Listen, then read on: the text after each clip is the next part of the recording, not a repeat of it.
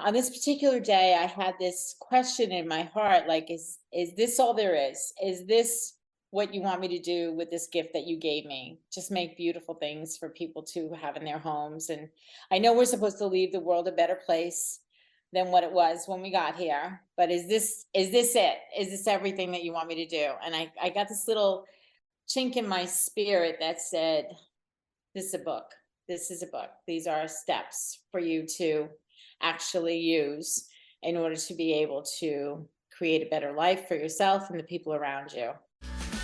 You are now listening to the podcast where authors inspire listeners to become authors, the Going North Podcast.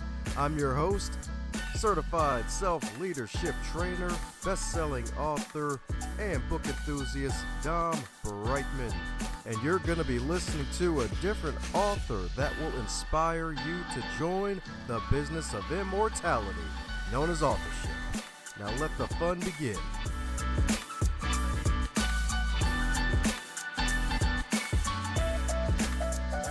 Today's episode is sponsored by the GoingNorthPodcast.com shop.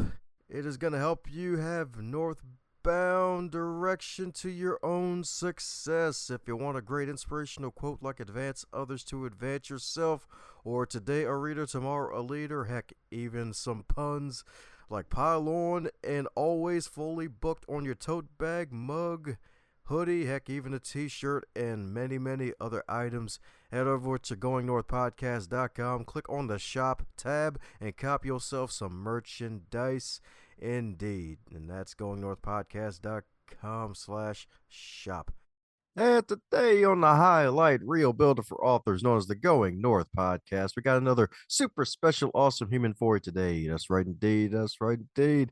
She's somewhat been ducking and dodging me, but somewhat not because the schedules haven't been meshing together. But the good news is it finally happened. I finally get to return the favor indeed, baby, because it's going to be a whole special slash with the Wellness W.A.R bonus episode special, because what is war good for?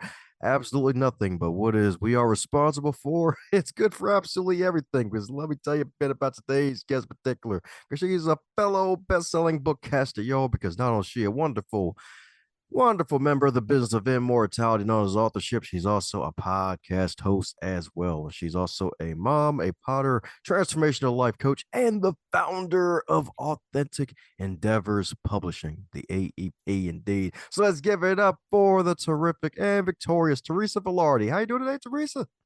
I'm awesome, Dom. How are you today? Thank you for that introduction. Terrific and victorious. I like that. Oh, yeah, because you won something. You won a lot of things in life, and there's more wins to come. Yeah, indeed. Indeed. Yes. Yeah. So yeah, and it's how you look at it. This is I'm a word nerd too. You know that. That's like, your words speak volumes. So I'll take terrific and victorious over whatever anybody else can make TV stand for besides that box that you look at on the screen.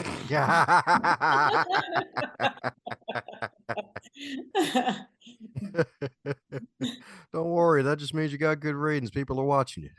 Yeah, indeed. Indeed. I'm so grateful. Absolutely grateful.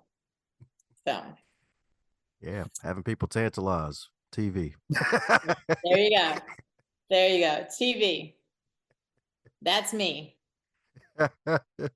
So my goodness, it ain't just about boxes and wonderful folks that throw hands like Floyd Mayweather's, because all introductions aren't allowed to be 75.35 years long, and I probably forgot a whole bunch of stuff. So am I filling in any cavities I may have missed about you and how you became the Teresa that you are today, since your first time here on Going North?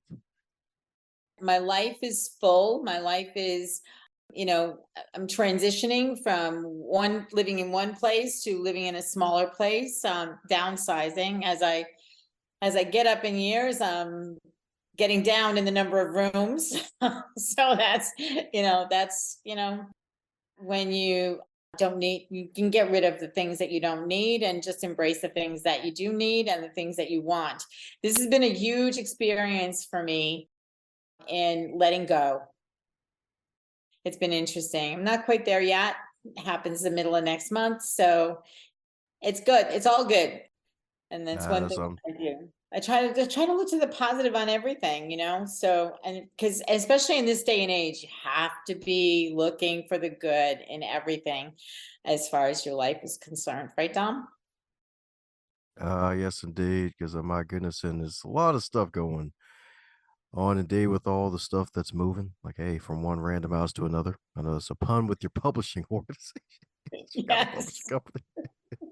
Exactly. Exactly. Yeah. And the publishing company has been such a blessing to me. The stories that I get the opportunity to read and edit and put into books is just, they're just amazing. Every once in a while you get someone who you say, what were you thinking? But, for the most part, everybody who comes to me with a story or with a book has a huge message to share with the world, positive message of overcoming, of transformation, of just winning the game called life. And it's wonderful to be able to be on this side of that whole thing and read those stories and know that they are changing lives around the world when they get published. So I'm talking about indeed. So what led you to make that decision to finally help others to publish their books after publishing your own indeed? Well, publishing others actually came before I published my own. I've been writing stories and compilation books for a long time, and I was working with someone who ran a women's organization, and we were gathering stories together for a book. And I was actually working with a well-known speaker as an event manager during the time that I was doing this publishing gig with this other woman from a women's organization. And we're in the car driving from Arizona to California to get to the event for the speaker that I was working with. She says to me, Teresa, what are you doing? I said, I'm helping Karen get her book out of there. She says, why don't you just start your own publishing company? I was like, oh, okay. And she was my first customer. We put a book out, a compilation book out, and it was from people who had used her methods and what she teaches. And it made it to #1 bestseller on Amazon. And ironically, it was actually, are you ready for this? It was actually before Donald Trump decided to run for the presidency, and he was actually re-releasing his book, The Art of the Deal. And about 3 o'clock in the morning, we surpassed him and made it to the #1 spot. Even if it was only for a split second, we made it to the #1 spot. So it was awesome. It was awesome. So yeah, and from then on, I have been really focused on, making a difference in the lives of people who have stories to tell and things to write. Not just compilation books, but people who are writing their own books, people who are writing children's books. I've done tremendous amount of children's books, which are really great fun to do. So That's freaking huge right there, indeed. And that's definitely big to be able to do that. That's one heck of a feat. It's like, yeah. I guess the Yeah. real art of the deal is with Teresa, huh? I wouldn't go that far. I wouldn't go that far. When we're talking about children's books, yes, the art of the deal is with me because I have got the best illustrator on the planet. He's really awesome. So I'm very grateful, very blessed. Yeah. So I'm talking about indeed. So I'm talking about indeed. So my goodness, you decided to join the business of immortality again. This time for round two of the four-fold formula for all things wellness. This time we are war. That's right, indeed. We are responsible. So my Yeah. goodness, what made you want to decide to go ahead and contribute a chapter about the whole pottery process and basically equate it to your goals? Well, one of the things I've been blessed with in my life is the ability to make pottery.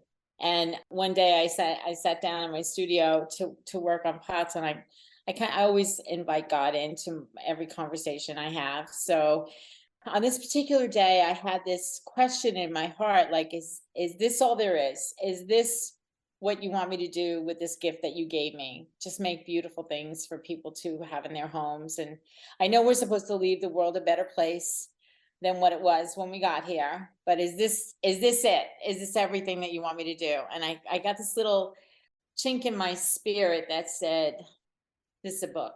This is a book. These are steps for you to actually use in order to be able to create a better life for yourself and the people around you. And that's basically what the process of making pottery does. So, and the funny thing is that right when I was working with a friend of mine who's also a coach, I said to her, I have to figure out how to put this in a way that it can be an analogy for life, you know? So we got the whole thing done. And that 2 days later, I got a phone call from the pastor in my church. And he said to me, so tell me, are there steps to making pottery? I went, funny you should ask. Yes, there are. And he said to me, well, I'm going to be teaching from the book of Jeremiah and the potter's house. And I was wondering if you can share that with me for this week's sermon. And so I did. And I knew that I had been purposed with this information. So yeah, that's how that came to be. There we go, indeed. That's right, indeed. Gotta love the pottery, indeed. So, how did you Yeah. even discover your love for your talent of wonderful pottery, indeed? Did you just walk across a giant bush of Mary Jane and was like, you know what? I should start making clay pots. No, that's not what happened. You're funny. So what actually happened was they offered ceramics in a high school classroom. And for the most part, when it started out that way, it was just, there were molds and they were paint. It was just basically cleaning and painting the molds. And then when I was I guess it was a freshman, no, sophomore in high school, they got some of these kick wheels, the big flywheel on the bottom, not the electric ones, where you have to kick it in order to be able to make it spin. You have to control your feet and your hands. So I decided that I wanted to take that pottery class.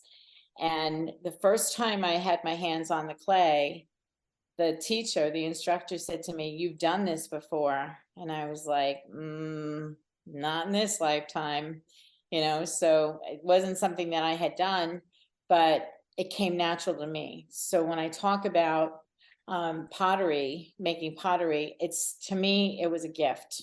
And then of course I took some classes in college, and then I joined up with a studio that was local to me where I lived at the time, and started taking classes from other potters who would come in and teach their techniques. And I learned how to do a lot of different things, so, and the pottery is part of the journal. So there was a no-brainer when I developed the cover for this. I'm grateful, really grateful, because there's something about it. And how the process of grounding, you know what the process of grounding is? Taking your shoes off and getting in the dirt, or getting in the grass and letting your feet touch the earth. The same thing happens. You get a similar effect from when you are working with clay, only your hands are the conduit for the energy of the clay. So it's a healing experience as well as an artistic one for me. There we go. We lucky, indeed. That's right, indeed. Especially when you get to shape it in all different shapes, indeed. That's Yeah. right, indeed. That's right, And you get to indeed. decide. Yeah, that's right, indeed. You could make your little mini Washington Monument one day for no reason. Yeah. And then point it at people once it's all done.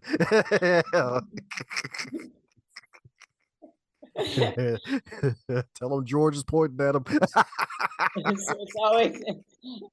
It's always interesting to talk to you, Dom.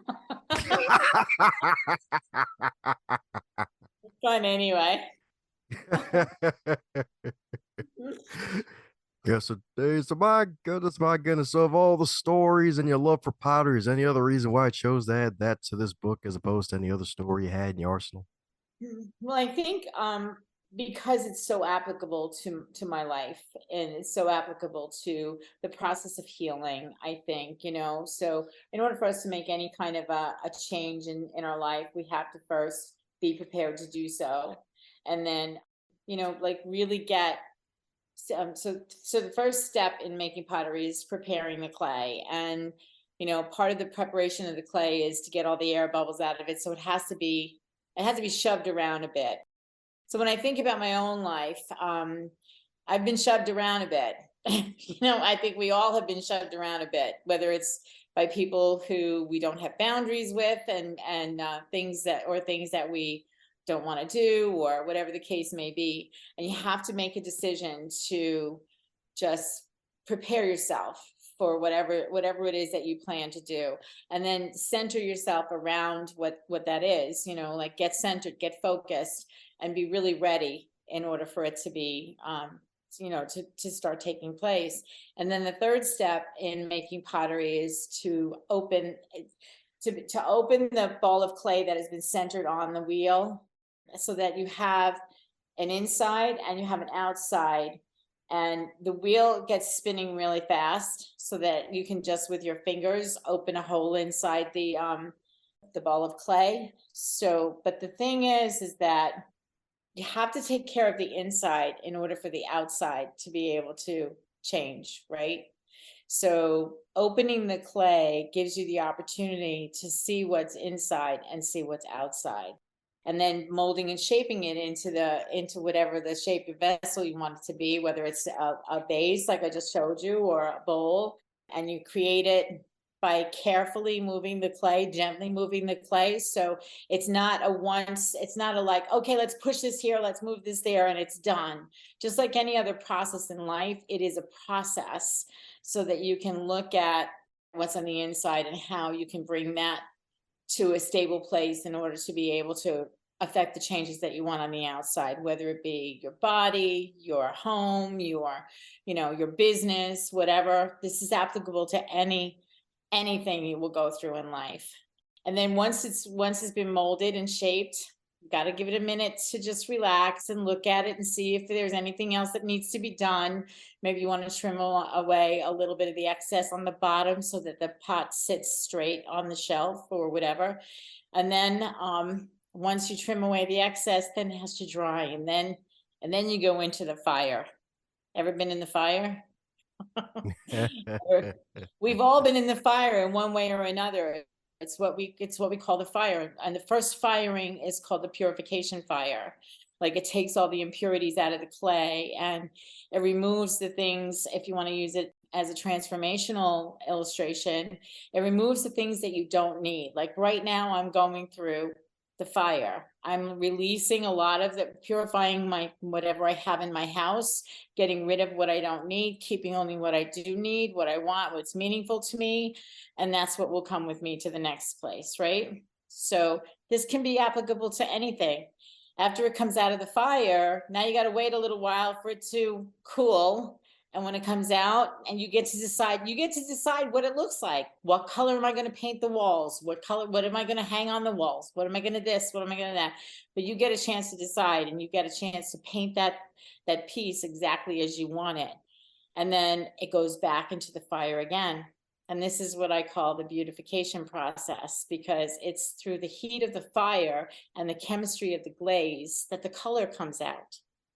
And that's how you get the beautiful colors on the pottery. So the whole thing is an analogy. It's a visual journey through what we call life. And then a lot of times I'll say, when it comes out of the kiln and it's perfect. I recorded this one time for somebody, and the very end of it, I said, a lot of potters will take their work to galleries. So what I say is, when it's done, go ahead. It's off to the gallery with you. Go show off. So it's a metaphor for life. A fun metaphor for life. Love to see it. There we go. Get to shape it and form it. That's right, indeed. That's right, indeed. Even if you want to shape like a mannequin. That's right, indeed. Put a wig on for no reason. That's right, indeed. That's right, indeed. That'll be the potter's house for the wig. That's right, indeed. That's right. You get to choose. That's right, indeed. So, since you're a fellow podcaster, I get to ask you one of those obligatory podcast hosting questions. So, what would you consider your three biggest lessons learned thus far from hosting and running your show? Oh my goodness. The three biggest lessons that I've learned is everybody has a story to tell. And that's true for the podcast and for the publishing business. And every story is important. That's the other thing. And through conversation, most of the time we never know what we're going to say. I'm not a scripted person. You obviously are not a scripted person. When I'm with somebody, I'm talking with somebody, I'm just showing up authentically is who I am. And so I discovered that if I just show up, everything is easy. Everything goes easily. And when I try and push it in another direction that may not be me, things fall apart. So the authenticity factor, that making sure that everybody's story is honored, regardless of how I view it, giving people a way to express themselves is really important to me as a podcaster. Ah, that's right, indeed. Yes, indeed. Because, like, hey, script. Who needs it? This is free bird. The free bird rule. Got to ad lib it. That's right, indeed. Got to get the authentic you, dang gummit. That's right, indeed. That's right, indeed. I Mhm. know folks have got cans ready in their cabinet to share. It's like, pop it out and share. Like, nah, it's different. Got to get something new out you. That's right, Yeah, indeed. That's right, exactly. indeed. And That's I'm right, grateful indeed. for it all. You know about, you didn't submit a story for a daily gift of gratitude, did you? The Oh, no, that one slipped past my fingers. Okay, well, guess what? You have another opportunity. This is a daily gift of gratitude, right? So the next one is a daily gift of hope. Would you like to contribute a story to a daily gift of hope? Yep, sure. Why not? Let's hope. Awesome. Yeah. You're funny. Woo. Why, it's all good. Hope is definitely good for the cause, indeed. It's good for the paws, too. So, Yeah. indeed, the cause and the paws, whether they're bear paws or dog paws, you never know. So, indeed. So, my goodness, I know it ain't about bear paws. It's about really helping out other folks. So, my goodness, so since it's I don't think I've ever heard this before. So, my goodness, I believe you're a fellow believer, if I'm not mistaken, fellow Christian. Yeah. So, how'd you come to know Christ, Teresa? Oh my goodness. All right. So I grew up in a Catholic home, and I knew there was more than going to church on Sundays. And I actually hung out with a group of people who were Christians, and I actually I actually received Christ in the basement of a nightclub. Oh, wow. Okay. They Back in the days that I was going out every night dancing, there was a group of people who had a band, and they were all Christian, and they had a prayer circle every night that they were out there. And so I was friends with some of them, and we were in a prayer circle one night, and they asked me if I wanted to receive Christ as my savior, and I said yes, and I did. But I didn't get baptized until many years later when I moved from Long Island to Pennsylvania, and I found a church that was a Bible teaching church, where growing up in Catholicism, they did not really teach. There was a Bible in my house, but it was like, don't touch it, don't touch it. What do you mean, don't touch it? So, and I wanted to know, Christ. I wanted to know all about Jesus and his walk on this earth, and what he did for us. And I really dove into the Bible. I was in Bible study after Bible study after Bible study, really learning about the Bible and learning about the grace and the love and the mercy of Jesus. And, when I got baptized, I feel like my whole life changed. Like my purpose was finally revealed to me, because I had come from, oh, maybe I'll do this to earn money. Maybe I'll do that to earn money. But I believe that we all come here with whatever it is that we need in order to be able to make a living as someone who is living a purposeful life. I believe that Jeremiah 29:11 is one of my favorite scriptures. For I know the plans I have for you, says the Lord, plans to prosper you and not to harm you, plans to give you hope in the future. And I actually put that in the story. And I believe that the gifts that he gives us will take us through this lifetime. And that's where I'm at. I'm a potter and I'm a word nerd. So I get to talk about it and I get to write about it and help other people do the same. And it's just been a blessing beyond measure for me. And you, what about you? That's what I'm talking about. Indeed. Yeah, me, Christian. That's right indeed. Raised in the church. That's right indeed. That's right indeed. If not somewhat born in the church, indeed. That's right indeed. Good old April 24th, 2004, said the sinner's prayer. Gave my life to Christ. That's right indeed. Been that way ever since, reading the good book. That's right indeed. Mhm. Yes, indeed. Yes, indeed. It's actually an interesting book. It's really rated mature, to be honest, if you look read the whole book. It's Yeah, not the whole peace, love, and happiness that people think it is. It's like, oh yeah, there's a war in there. There's yeah, a lot of stuff going on in there, especially that Old Testament stuff. It's a yeah, lot in there. exactly. Exactly. You know, one of the things that really impresses me about, with things that I write about and things that I learn about in the good book, so to speak, in the Bible is the power of gratitude. Let's go to the feeding of the 5,000 in the New Testament in the book of Matthew. They're all renditions in several of the Gospels, but when when all those people were there and the disciples wanted to send them away to go get something to eat, and Jesus said, "You feed them," they only found a little lunch, 5 little loaves of barley bread and 2 fish, right? And the only thing that Christ did was lifted up to the heavens and asked God to bless it and said, "Thank you." All I did was say thank you. And it multiplied and fed all those people and had 12 baskets left over. That's what we call abundance. And in John 10:10, it says that the devil came to kill, steal, and destroy, but Christ came to give us life and give us life to the full abundantly.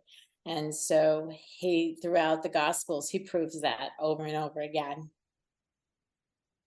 And it's not just about money. It's about relationships. It's about spirituality. I feel like I have an abundant relationship with God, as you do, I'm sure. And those are the things that are important to me. Hooray! That's what I'm talking about, indeed. That's what I'm talking about, indeed. Hence a love for gratitude and hope. That's right, indeed. The gratitude and the hope, indeed. So, my goodness. So, since you've been on a boatload of interviews, is there a question that you wish folks would ask you more often, especially when you're on the guest side of the microphone? Question that people could ask me. Well, that's an interesting question. Well, in relationship to what I wrote in When the Wellness War, We Are Responsible, it's like, how do I use what you are teaching to make my life better? That would be the question. And just like anything else, it's like following a recipe. You have to put the right ingredients in, you have to do the steps in a certain way. And in the end, the product is usually perfect, right? Even if it has little dings or dents in it, every single one of us has our little dings and dents. Yeah, we're all perfect in the eyes of God. So yeah. So I'm talking about, indeed. That's what I'm talking about, indeed. That's right, indeed. Apply the pottery teachings to your life. That's right, indeed. That's right, indeed. Even if you use your pot to plant some pot. That's right, indeed. Let me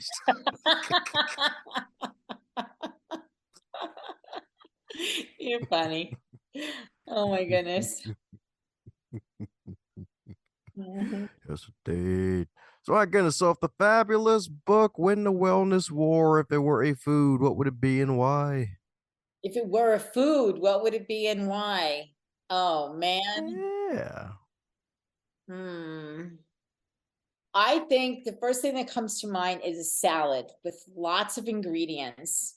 When I make a salad, I grew up in a household where A salad was not a salad unless you called it an antipasto. It had to have all these ingredients in it, different kinds of lettuce, a couple of different kinds of cheese, maybe some artichoke hearts, maybe some roasted red peppers, lots of spices, and good olive oil and vinegar, so I get a lot of different tastes in the salad. You got a lot of different ingredients in the salad.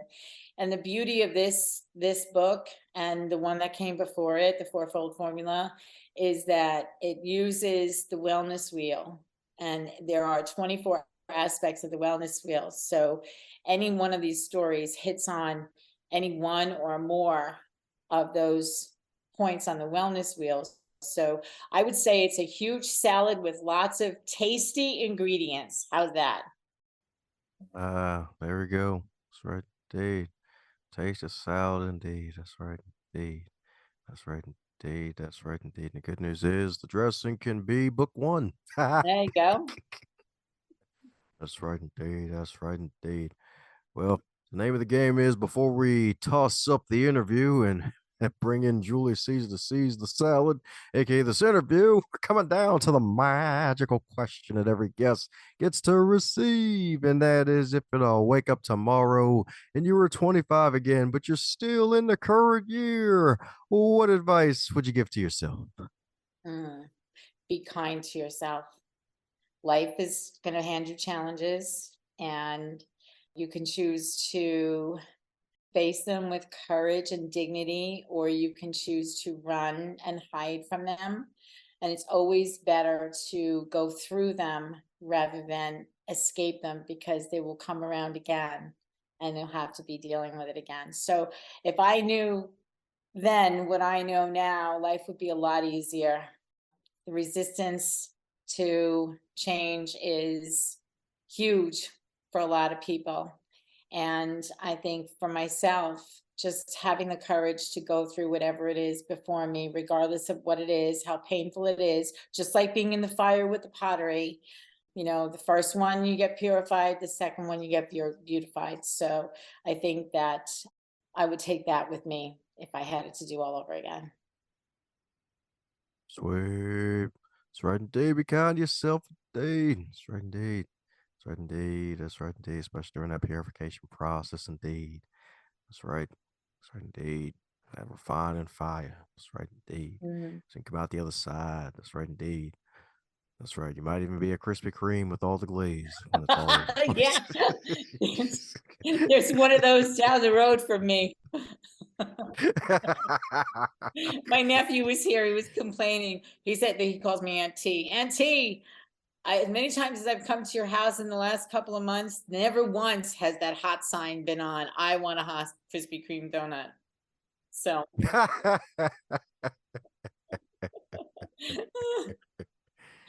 I guess they forgot their assignment. I guess so. At least when he's coming through, he hasn't been able to find one at that point. So I'm sure he will, though. I'm sure he will. There we go.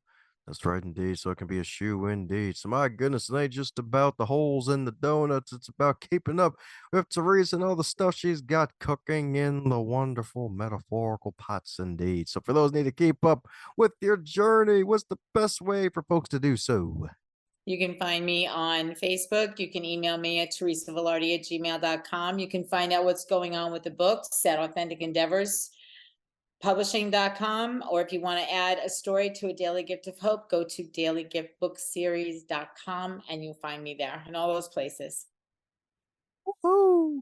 There you have it, folks. There you have it, indeed. Keep up with her. That's right, indeed. Be on the lookout for more great books. That's right, indeed. She's got a publishing house, so that means she's got a whole bunch of books coming your way to fill up your bookshelf. So that way it can help the shelf expand and help your mind expand. And that's right, get that edutainment. Maybe get informed, maybe get inspired, maybe get educated, or be entertained. That's right, indeed. In this case, get hope for the future. That's right, indeed. Hope for the future, indeed. That's right, indeed. Especially when there's a camel hump involved that has the word hope written on it. That's right, indeed. The hump of hope. There you go. That's right. That's right. So, so before the desert appears for the camel to walk across, folks need to keep up with all the stuff that you're doing, and I might open up another rabbit hole. So, any parting word before we close up shop, Teresa? Just show up as who you were created to be. Just live your life with kindness, with hope, with gratitude. Share your story whenever possible and connect with this guy on a regular basis. He's awesome. If you're hearing this part of the episode, that means you're one cool individual. Thanks a bunch for tuning in, and if you enjoyed what you heard, be sure to share it with at least one other person in your network. Bonus points for 3. And be sure to check out the backlog too while you're at it, because there are hundreds of wonderful episodes to choose from as well.